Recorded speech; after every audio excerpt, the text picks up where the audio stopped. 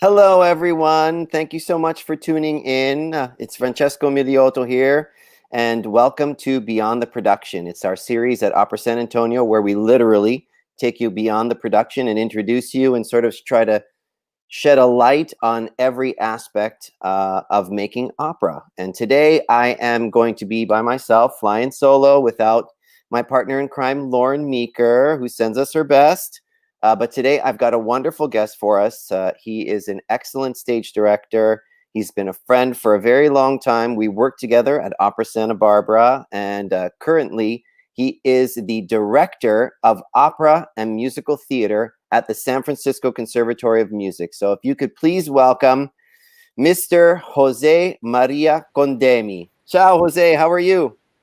Hi, Francesco. How are you? I am good. I'm pretty good. Lovely day. Lovely day. You're in San Francisco? Yeah, I live in the Bay Area. I live in Oakland, and just a bridge away from San Francisco, but the weather can be completely different. It's usually warmer and sunny here on my side of the bridge. Oh, well, there you go. At least you live on the better side. That's fantastic. Now, we've known each other for a very long time. We worked together in Opera Santa Barbara on a Don Pasquale and then a Falstaff, right? Yeah. I mean, that for me was, amazing, amazing time with so many singers still that you introduced me to that I am still great friends with. Melody Moore, Catherine Cook, Elena Galvan, so many people that, those productions for me were absolutely incredible. And meeting you, of course, and working with you. And I think we have such similar approaches to making opera that this interview for me is going to be very, very special. Now, you from Buenos Aires. I am, yes. So please take us through, and Lauren always lets me ask this question first, and it's my favorite question. Tell us about the beginning of you getting involved in theater, in opera, and how you got through directing through Teatro Colón and all of that. So if you could take us a little bit through the beginning of your career, we'd love to hear it.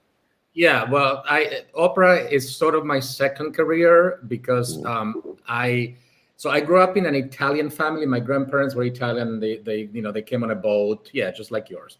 Fabulous. But then my parents were Argentinian, first generation. And I have to say that assumption that every Italian family likes opera is not always true because that was not part of my upbringing. Mine either. Yeah. The most part of my upbringing was piano playing. My mom sent me to piano lessons when I was 5 or 6, through 18 years. So I play the piano, which I'm kind of ashamed to say I don't anymore. And when I try, it just makes me wonder how brains work because I can't. I used to play like, a scherzo by Chopin. Sure. Sonata, and I can't anymore. I don't know what happened. That's fine. But then when it came time to choose a career, so I was always artistically inclined through piano playing and, participating in the local theater group in the little town where I was born. I was not born in Buenos Aires. I was born in a small town about 60 miles from Buenos Aires. Okay. It was sort of the best of both worlds because it was very country-like and isolated, but very close. You could get to the major capital in 1 hour. And I was a very active child and very busy. I have a nephew now who's 6, and he's a little scarily similar to me. There you go. And so when I had to choose a career, I actually chose medicine. And What?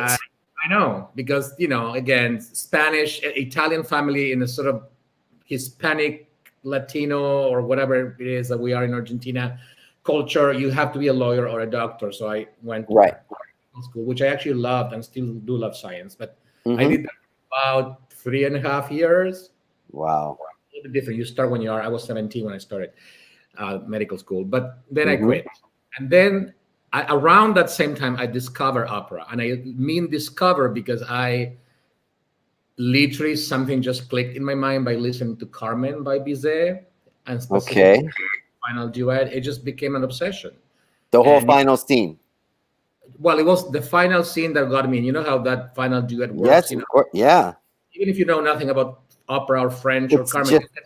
You connect to it. At least you can connect to the virility of it, the strength of it. Yes, of course. It just got me hooked. And then, a week later, I had the full recording. And a month later, I had 5 versions of Carmen. And 2 months later, I have so many opera CDs and LPs that I never had before. but it had never crossed my mind to be an opera director. I didn't know what an opera director did. And then I was dating somebody who was a dancer who told me about the Teatro Colón, which of course I knew because Yes. it still is, but back then was still a major opera house in the international. And I did a summer course on, we don't call it opera stage direction in Argentina. We use the French term, which is régisseur. Régisseur. Wow. But, so I did a summer course in Régie and loved it. And, I was able to put together my musical training and all that. And, years later, I applied to do my first degree at the Teatro Colón, which was sort of like a bachelor's degree in opera, and I graduated. And it was fine, but in Argentina back then and still today, there's just not many opportunities. It's just the big theater, and some small companies back then, not many. So I just was having trouble finding work or just finding opportunities to express myself. So so it's not like in America where there's small opera companies scattered. There's a few now, and there's a few in the provinces, but it's nothing like the United States. I mean, look at you guys. We're in San Antonio, Texas. Yeah, of course. With two top, professionals. We don't have that. We don't have. Wow. I had no idea. We spoke on Wednesday, and I didn't know that you went to medical school. I had no idea. I know. Oh my God! But it is the lesson learned here. If everybody listening learns one thing, it's that playing the piano only leads to great things when you're a kid. Well, you should also say that I didn't finish medical school. It was just okay, but I had. 3 years is a long time. Come on. There was a period in which I was going to medical school, but really not. So, and I actually loved it. I didn't suck at it at all. I just didn't have I actually quit medicine when I started to have to go to hospitals and really do the care because I just wasn't prepared, with a child having a major illness. I was a little too young. Yeah. Oh my goodness, I can't imagine doing that. But so you go and you finish at Teatro Colón, and then of course, we met each other in America, and a lot of your career has been done in America. But you came through because you went to CCM, the Cincinnati Conservatory of Music. Yes. So when I wanted to leave Argentina to seek opportunities, I actually wanted to go to Europe because, like you, I have an Italian passport that I had just gotten. So I was going to go to Europe, and in some bizarre thinking that I did, I was going to become a stage manager in London. This is something that appeared as a career path that I wanted to do. I specifically wanted to be a stage manager at the Guildhall School of Music. What? Yeah, which I pursue. I didn't know anything about the United States, really not much, except that I did receive opera news. And back I remember seeing an ad for the University of Cincinnati College Conservatory of Music saying that they had a degree in opera stage direction. That's exactly all you need to do. Find it in the magazine. I had no idea where Cincinnati was. I had nothing. So I applied to Indiana University, which also had opera directing back then. Absolutely. SFCM. I never heard back from IU. We never heard back. Okay. And CCM said, come, it'll be an audition. You'll have to stage scenes and we'll talk to you, whatever. And I flew to Cincinnati, booked my own hotel, and ended up somewhere on a motel by a highway. Oh my God. I had no idea of the distances. So I looked in the map and it looked right next to campus. Now I had no idea how big campus or that was. So the morning of my audition, I had to walk, and I think it was about 5 miles. So I was late for it. But the good ending is that they admitted me. I was the only student and a full scholarship. I did not pay a cent. Oh my God. Thanks to, they have it back then, but still today, a very well supported program. No, that's absolutely incredible. The things that you left out when we talked on Wednesday, thank God. You're not that epic. But so, then I lived in Cincinnati, which was a little strange at the beginning because coming from Buenos Aires, cosmopolitan, huge city. Huge, bustling city, yeah. Then, Cincinnati now is really cool, but I'm talking a while back. So it took me a little while to adjust. But here's my question. The difference between going to school at Teatro Colón and then going to the CCM, just because for some of the people, it might be interesting to hear the international learning difference, and program. What was the difference there? Well, I was admitted into the artist diploma at CCM, which is like for singers too. It's just meant to, as a, they assume you have talent and skills, and then they give you opportunities to own that. Now, shortly after I arrived, my teacher, Malcolm Fraser, said, if you want to have a career in the United States, you may want to get a master's degree, because it means a little bit more than artist diploma. And then he said, don't you worry, you'll still be able to do all of the things that you would do in the artist diploma, but you just have to take extra classes in the theater department, because that degree was granted by the theater department. Okay. And I love that idea, because I wanted to do theater as well, and I like the notion of taking dramaturgy and lighting design, so I did that, and the education was fantastic. I had an amazing education.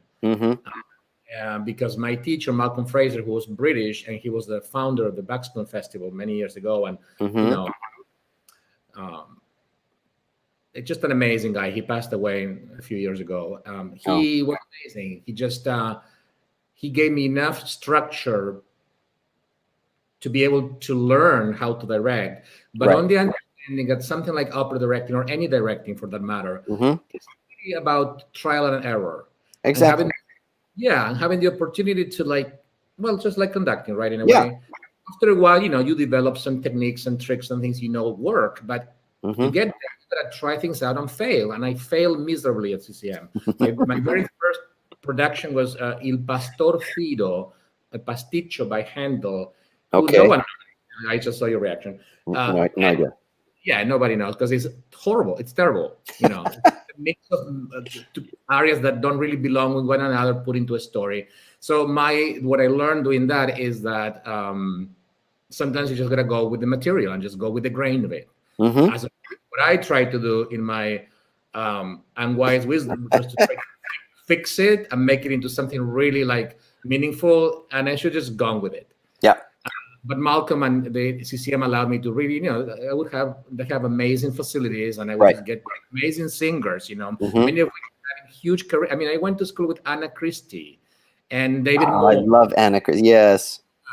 David Adam Moore, and I go to school with. I mean, a lot of people that are having huge careers. So, it was great. And I spent, 2.5 years there. Fantastic. Now, when we were talking on Wednesday, and I want everyone to understand and get a sense of this, we were talking about exactly what you just said. It's not that it's impossible to teach stage directing, like it's not impossible to learn conducting, but so much of it is trial and error, exactly what you said. So much of it is having to try things and fail at things, but also learn how to develop your own individuality, your own interpretations, your own ideas. Yes, okay, granted for me, because my wife also stage director, but so my things are all written down. But yours, you see the text, you see the music, you see all of that, and you can create such an incredible world. But where we got to this, and where I think I love that our interview is going to go through mentorship, that when you start talking about Malcolm Fraser, I think it's important for people that, of course, instrumentalists need mentors as well. But for people like us, like conductors and stage directors, anything, set designers, whatever it is, I think mentorships and being guided the right way is just so important to people like us developing and being successful and trying and having the courage to keep going. So, if you can talk a little bit more about your relationship with Malcolm there, and then we can pull from after that. But what was it like to be there all of the time and go through that with him? What was that relationship like? It was, I just had so much freedom, and which is rare at a school as well. But he was also, I have to say, he was also a very, because it may sound, I'm saying that there wasn't a lot of substance to it. He was actually a little bit of a genius. He would teach an acting class for opera singers that I took as well. And he taught very specific acting techniques. I remember there's one that he used to teach that our friend Kathy Cook and I always remind us. Shout out to Kathy Cook.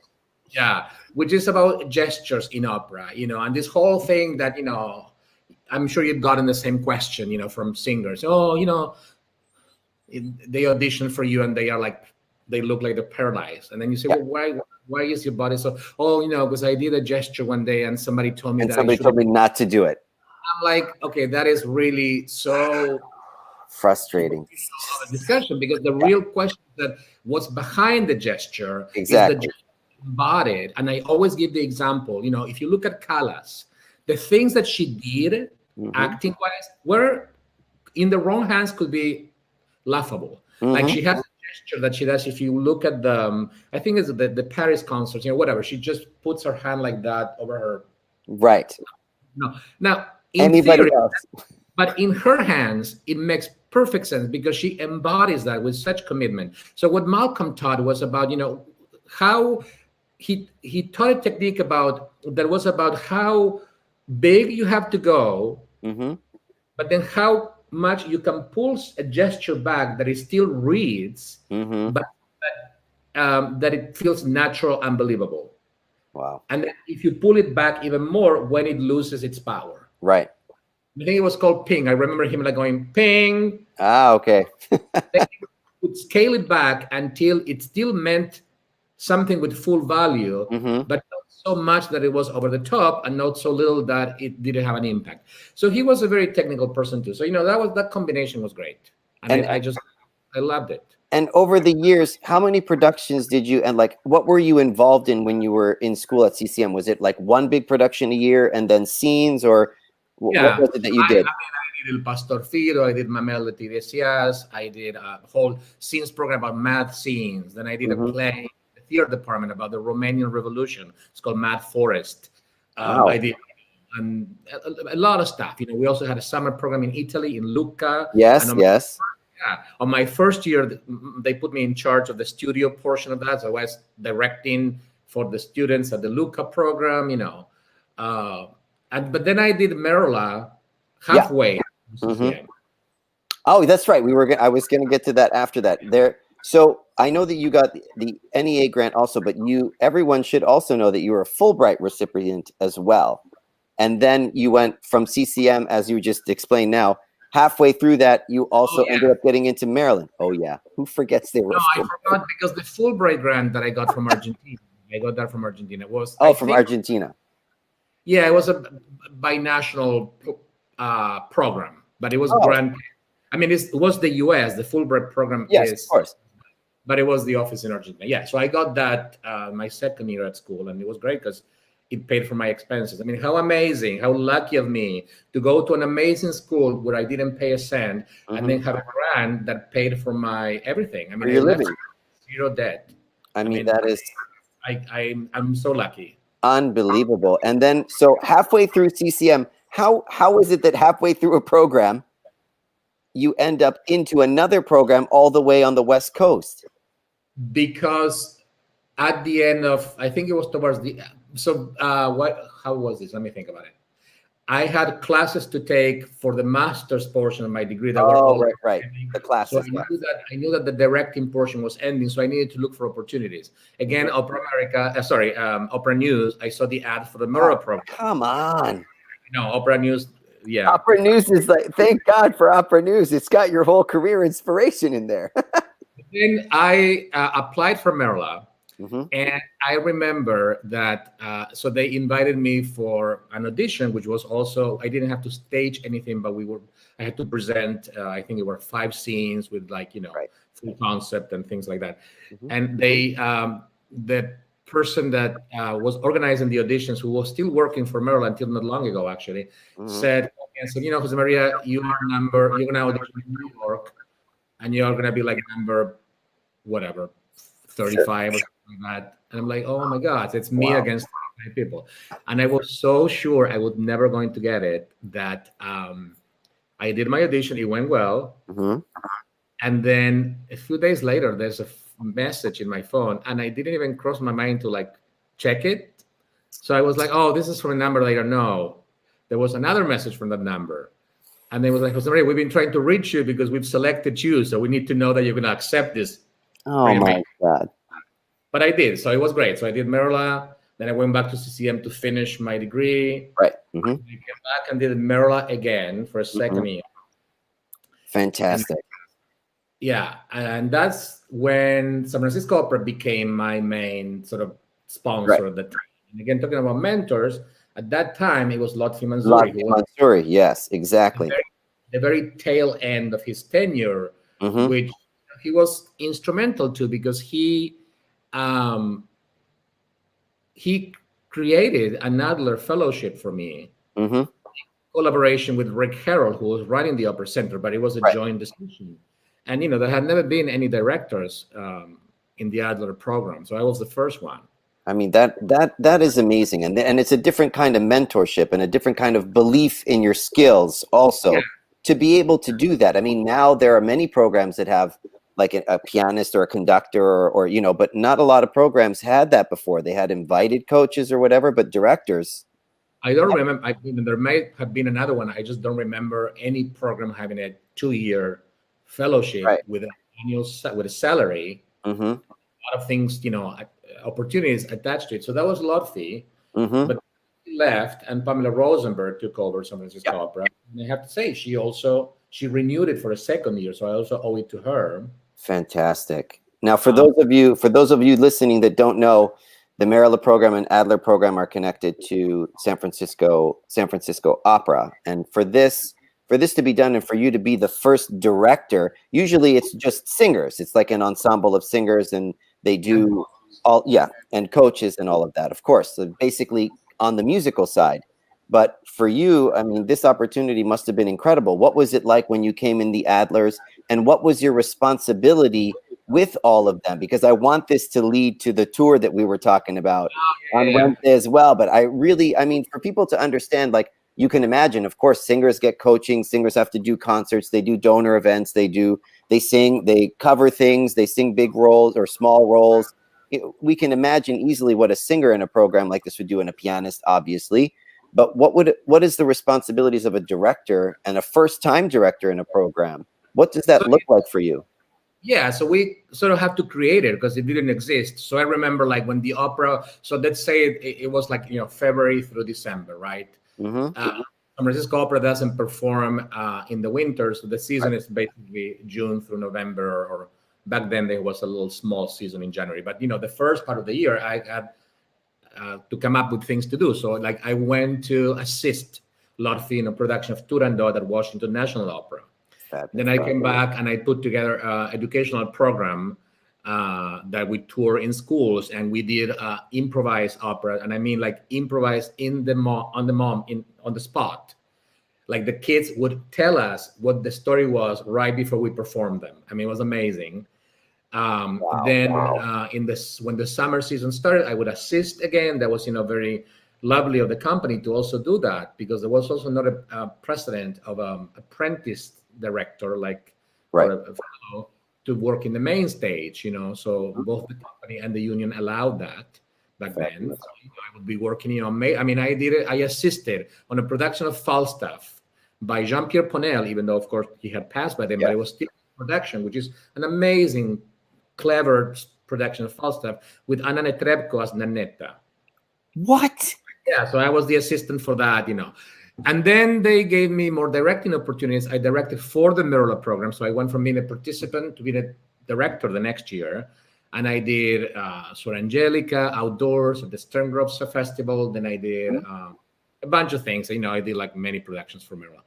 But what you're talking about is that back then, one of the two productions that Merla did would go on tour as part of the Western Opera Theater and tour nationwide. And I mean, we have to explain this and spend time on this because it doesn't happen anymore. And I don't know a lot of people that understand the scope. I mean, I didn't even know that they went over to Asia. I had no idea. You have to explain all of that. That was before my time. There was another part of the San Francisco Opera Center, which is sort of the conglomerate of Merla and the Adler Fellowship. Right. It was the Pacific Rim Exchange or Pacific Rim. I can't remember the name, but yeah, they did used to tour to, like, Guam and unbelievable. But the national tour, the Western Opera Theater national tour, was a big thing back then.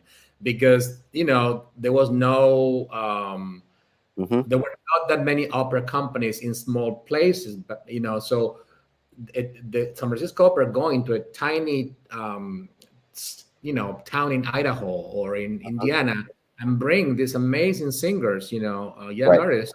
Form was so it was a huge thing. Like my production of La Boheme for Merla was, I think it was 2002, the last production to tour. After that, the tour was canceled because it became, I think, financially not solid. But in that production, I mean, Simon O'Neill was Rodolfo. Unbelievable. Was Mimi. Elizabeth Caballero was Musetta. So imagine these singers who now we know, Simon is one of them. Yeah.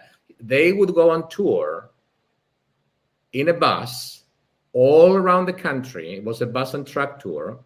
And arrive in the morning, set up the set, whatever, perform in the evening, maybe sleep in the motel, go to another city the next day, do it again for months.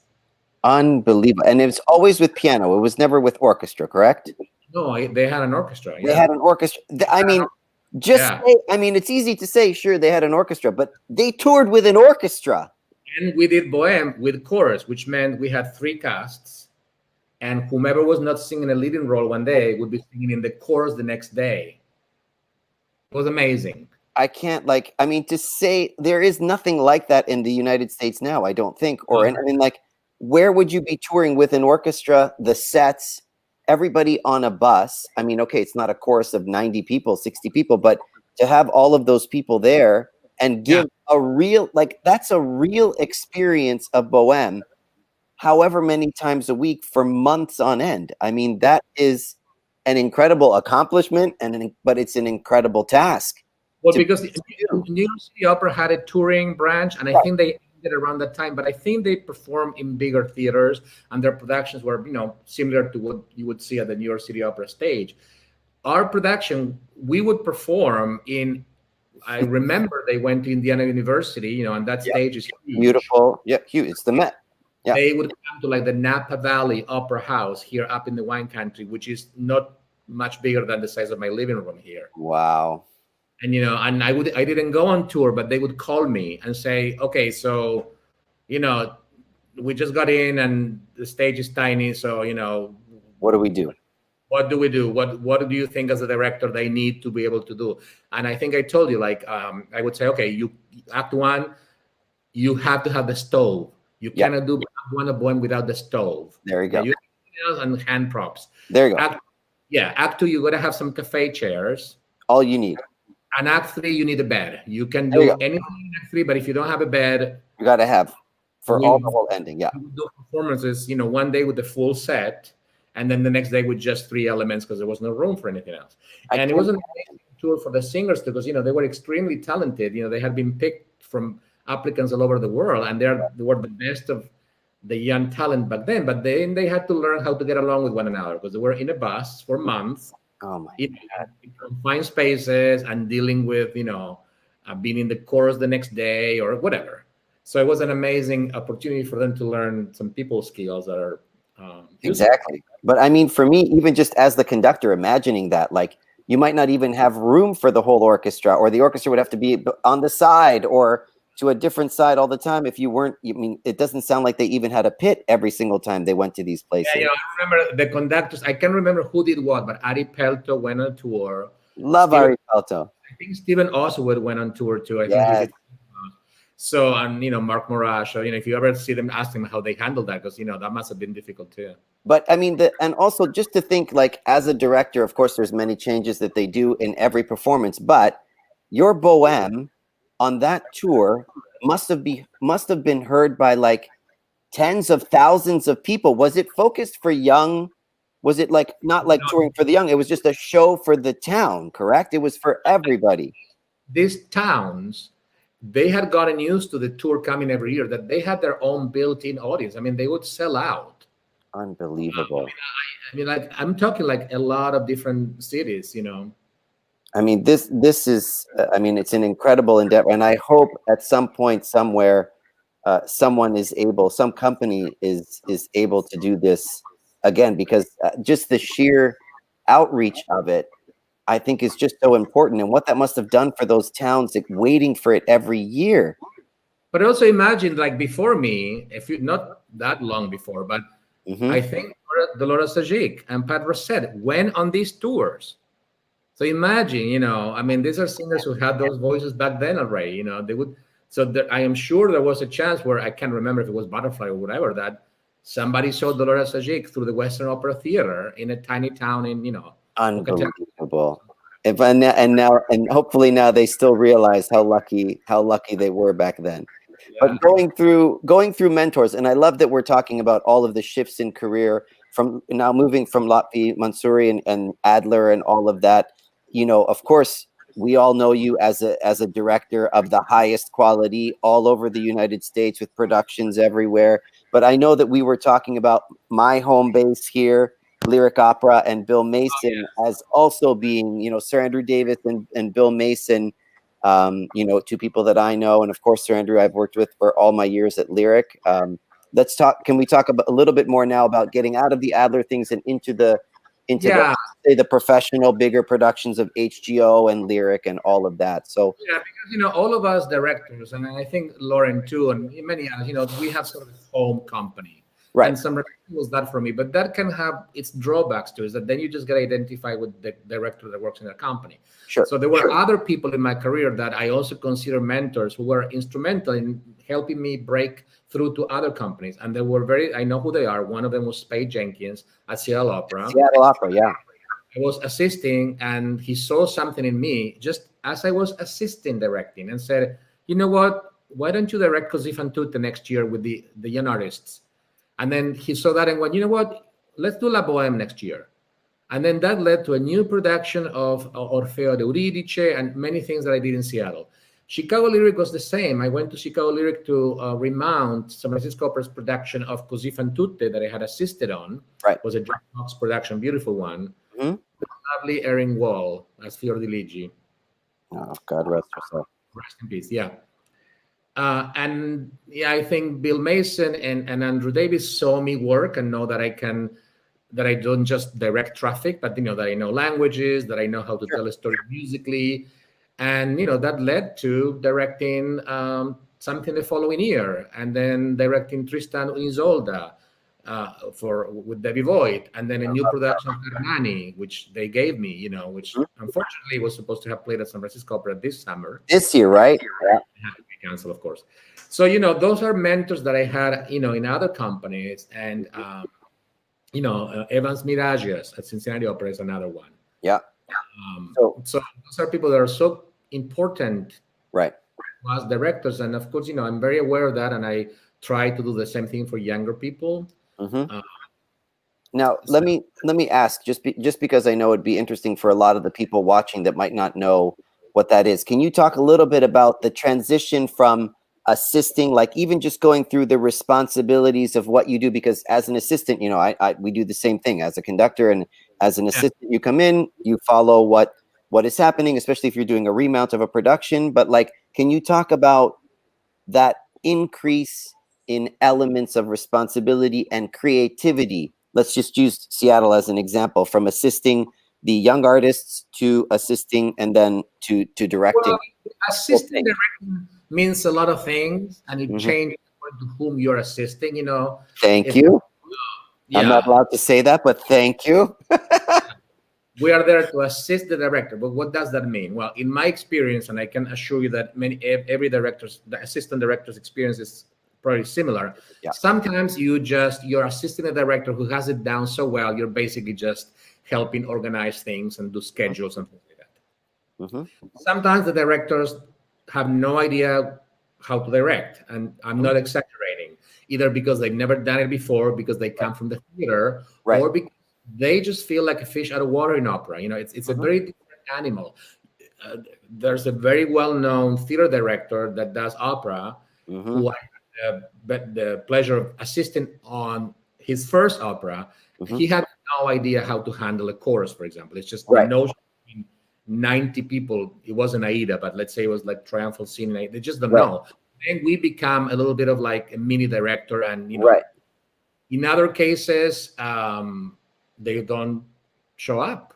I mean, Right. not this extreme, but they come, they stage something, and then they don't come back until we run it again. In which case, sometimes we remount things, which means we are there to recreate what was done before, which is a peculiar thing to do because any director that takes pride in being skilled and enjoying what we do, you want to do it afresh again. Exactly. So that's being assistant director. And then, again, companies or people see certain talent in you through your assistant work. And then they decide, you know what, let's just move you to you being your own boss. And just, which is what happened to me and many other people. I mean, so just for me and for the audience listening, I think it's important to know that you also, do you have a team that you normally work with, or do you have to work with like lighting designer, set designer, costume designer, all of that? Do you like to do that yourself and create that whole umbrella as part of your vision, or do you trust a team of people usually? Yes, the answer to that is yes, and every director will say yes to that. Yes. The problem is that we don't get to call, even though we're called directors, we don't get to call all the shots all the time, because sometimes it's changing now, but there's productions that get rented. There's a particular production of Il Trovatore from Minnesota Opera that has been going around for decades. It's been directed by a lot of different people. So sometimes we get those gigs where there's almost not a blank slate, but it's a rental set that is flexible and versatile enough that any director can bring their own voice to that. A lot of times we get like the chance to do create a new concept and do it with full liberty. I've done many of those, and my Hernani Lyric Opera of Chicago was that, or the production of Frida that I've been touring for the last 5 years. I mean, everything I did in Santa Barbara. So there's also those, or anything I do at the conservatory, those are the ideas. We get to pick the designer, the costume designer, the set designer, the lighting designer. There's not a lot of conditions attached to the concept. Sometimes companies will tell you, we want to do a new production, you have full freedom, but we see this title as the one that is going to target this demographic, which means we want you to go more on the traditional approach. It needs to look like the Tosca that people think would imagine thinking. Yeah, sure. Which I don't mind. I think there's a beautiful challenge in that too. I don't mind, period. Period in opera is seen as like old-fashioned or bad, and I always say, well, look at TV, The Crown, Dante. No one is bringing, no one is modernizing the 18th century English, whatever. But also it's a lovely challenge to bring life and make a fresh presentation of period drama. It just has to be approached like real people, which sometimes you don't get that. In opera, sometimes performers and directors and companies think, oh, is that old Tosca? We don't have to think about that. Wow. And that's not true. No, not true at all. No. So going from, of course, and you still do, it's not that you stop, but you still having this career of productions all over and being asked to direct. But I think it's a good thing to highlight also where the two of us met, because you can be a stage directing, be an assistant, you can do new productions, you get to do freelance work all of the time. But then for, I think it was 5 years or 6 seasons in Santa Barbara, you were 5 seasons. You were the artistic director of Opera Santa Barbara, and that's where the two of us met on those 2 productions. But of course, now tell me what that element adds to your, let's just say, your day as a director, freelance director. Now you're an artistic director.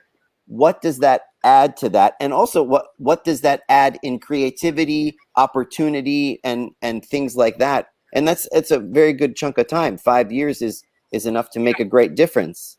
Well, the reason is directly related to what we were just discussing. I applied for the job because I wanted to have a house in which I could have the freedom to choose a director, other directors that I hired, conductors, set designers, costume designers. So that was the reason for that, to give myself that opportunity and the freedom to create a brand through the people I was engaging. So that was awesome. I also liked it that it was a smaller company with good support, not so exposed that if something, that it had enough going on for it, but not a huge. There was a control risk in a way. Yeah. And in my opinion, I think it paid off. I mean, we did amazing productions there, the ones you did, and I mean, we brought Francesca Zambelo's Aida from Glimmerglass to Santa Barbara. Unbelievable. And we had a great. I mean, the Falstaff you and I did together. I mean, Melody Moore was doing her first Alice, and Kath was doing her first. Quickly, really? Wow. I mean, we had Josh Cole. I mean, it was such a. Was having a great career. Todd Thomas. I mean, it was such an incredible. Todd Thomas, I know, such an incredible thing. And then the theater was so beautiful there as well, and working with the orchestra in Santa Barbara as well. I mean, what was that like?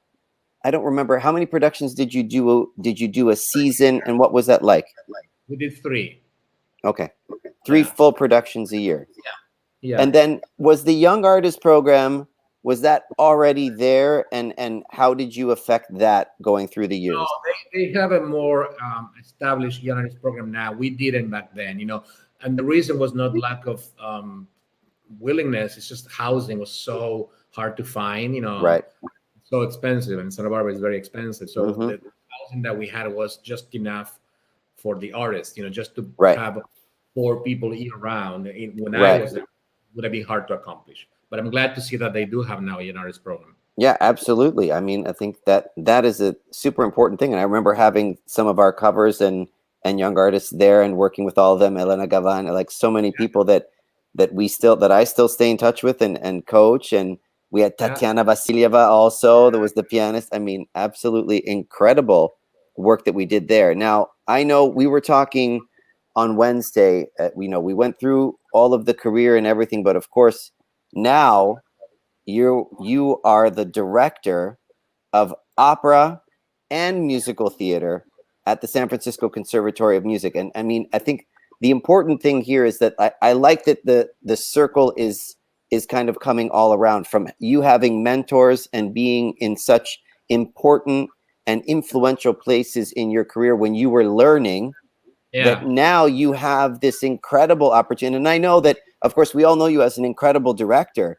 but you also are very passionate about teaching that next generation and giving them the opportunities, the mentorship, and the ability to try and fail all as they're learning. And I think that is absolutely something that is important, and that, I'm sure all of your students thank you for. But so tell me how you got involved at the conservatory, how you got to this spot, and what it's like. I mean, the most important question that we were talking about this morning, doing your scenes that you were talking about, all in COVID time and all of that. But let's get through how you got there first, and then how you're managing to do the work now at this time. Yeah. So when I applied for that job, I knew there was an opportunity opening up, so I applied. And did you find it in Opera America or Opera News? Was that the? No, I live in San Francisco, so I heard about that one. I was looking for an opportunity to, it's San Francisco, the Bay Area is home, so of course, it was appealing, and the conservatory is 2 blocks from the Opera House. Of course. There was that too, and I was looking for an opportunity to augment my base and sort of have something more close to home in case, looking ahead, even though the traveling and going from one place to another can be exciting, it's also draining. Yeah. Then also I didn't want, teaching, it's something that I love doing, but also talking about the things we can or cannot control when we direct, like we said, sometimes I can't control what set I'm going to be using because it's a rental, or I can't control the lighting designer because sometimes companies have the lighting designer that they like to work with. Right. The other thing that I cannot control is what the singers bring to the table, because if their training was not solid, when I'm in, let's say, I don't know, Elixir of Love, the singer doing Adina doesn't have this basic acting skills, or she has learned the role wrong grammatically, or she whatever I meet on the first day of rehearsal, I can work with that. Right. There are a lot of habits and ingrained training, good or bad, that is there. So I became interested in being able to train young singers from a very early age when they're just beginning with an eye for what the professional world expects from them. Right. Which is not just only quality and skills. Sometimes it's just like management of time. You and I were talking about the fact that one of the things that I do at the conservatory is, yes, we still run, let's say, a class may run for a semester. Right. Let's say a section of opera workshop runs for a semester. Right. Because, they meet twice a week. It's still a class. I'm okay with that. Sure. At some point, we may do a scenes program. They may, learn a scene and I will stage them. And that would go on for like a month and a half. Yeah. I do it, but I'm constantly reminding them, you will not get this luxury once you leave school. Never. For a scenes program, for the Merla Grand Finale, which is a scenes program, or a scenes program at Chautauqua, or any of the young artist programs, if you get a whole week, it's already luxurious. That's too much. I've had to do something in 4 days or 3 days. So, I think that I would like to believe that the value of what I bring is that I know how it works outside of school. Of course, in every sense, touring sense, professional sense, everything. But then I'm able to tell them, we have all this time. We have time. You don't have to get it by next week. We have 3 more weeks. However, remember, once you leave school, you will not have this time. Yeah, absolutely. So I approach my teaching that way. It's a balance between being mentoring and soft hand and clear guidance, but also a little bit of tough love too, because they're paying a lot of money for their education. Yeah, absolutely. And they need to be told the truth, and they need to be guided in the right direction. Soft hands, but like 2 years ago we were doing Nozze di Figaro with an amazing cast, and we had like a month of musical coachings and then a whole week of musical run-throughs. And I remember telling them pretty much every day, oh my God, do not get used to this. Trust me, musical rehearsals, first day of rehearsal, just the whole is the conductor's day. That day, conductor's there. Yeah, if the conductor's there, right? That's it. And the student singing Susanna, I mean, she was smart, and I knew she believed me. But then she went to do the program in Berlin, the Berlin Opera Academy, and she did another Mozart opera, and she wrote right away and said, wow, you were right. They were the musical rehearsal for, for everything. And she was like, thank you for letting me know, because I was prepared. I remember what you said. No, that's fantastic. I mean, so as the director of opera and musical theater, I love that you're talking about preparing and training singers as well. So can you tell us, so you have to do, what are the number of productions or scenes? Like how is it set up? And then what do you do in the musical theater end of that as well? The musical theater, so I have a great team of people. My colleague Kurt Payer, who's the music director, Heather Matthews, who's the associate director, and Michael Mohammed, who was already in charge of the musical theater portion. Okay. When I took over, we just absorb everything. And the reason for that is that we use the same students. It's the same. We don't have separate, like Michigan, musical theater track. Yeah. Oh, okay. We just had a voice department or a voice program, and then we give performance opportunities in both musical theater and opera. But I have a team of people that are amazing. So we do 3 opera productions a year, 3 full productions, one a main one, and then more chamber-like. Okay. Then we do 2 scenes programs. Sorry about that. I don't know how to turn off my notifications. I don't know either. Don't worry about it. And then we do 2 musical theater events. One is a production. Right. Then